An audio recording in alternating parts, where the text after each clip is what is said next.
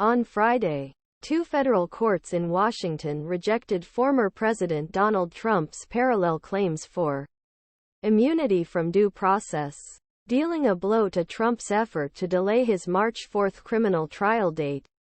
By doing so, these courts reinforced fundamental message of our constitutional republic: no one, including the former president, is above law. One of Trump's setbacks on Friday was the filing of 3 civil lawsuits against him for allegedly inciting the violence on Jan.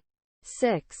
Hours later, an even more significant loss came from Federal District Court Judge Tanya Chutkan. The criminal prosecution of Trump is scheduled to begin in the courtroom in March, and Trump has rejected a request to dismiss the case based on absolute presidential immunity. Most importantly, decision in civil case supports decision in criminal case at a critical time. The district court's decision rejecting Trump's immunity claims is a show of judicial power. The opinion frames its arguments with surgical precision, taking care not to decide questions of a constitutional nature unless absolutely necessary for a decision.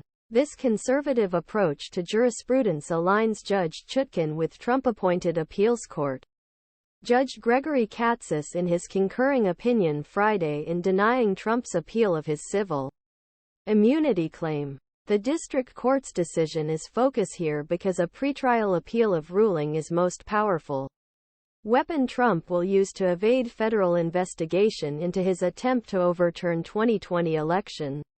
First of all, no one should overlook how masterful the court's opinion is.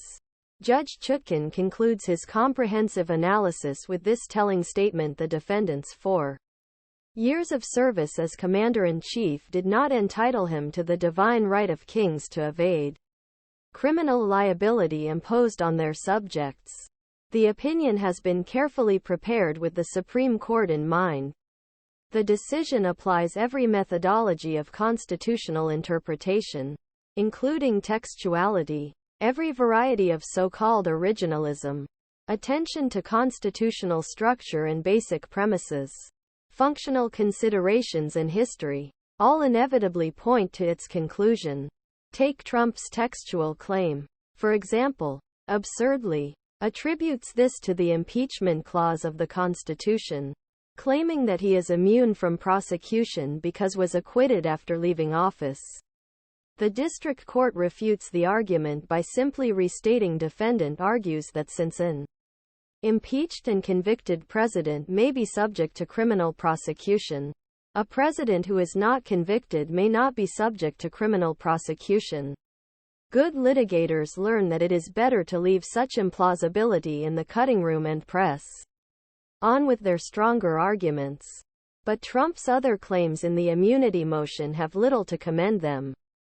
It is based primarily on the Supreme Court's 1982 decision in Nixon v. Fitzgerald. It exempted former presidents from civil suits arising from actions taken within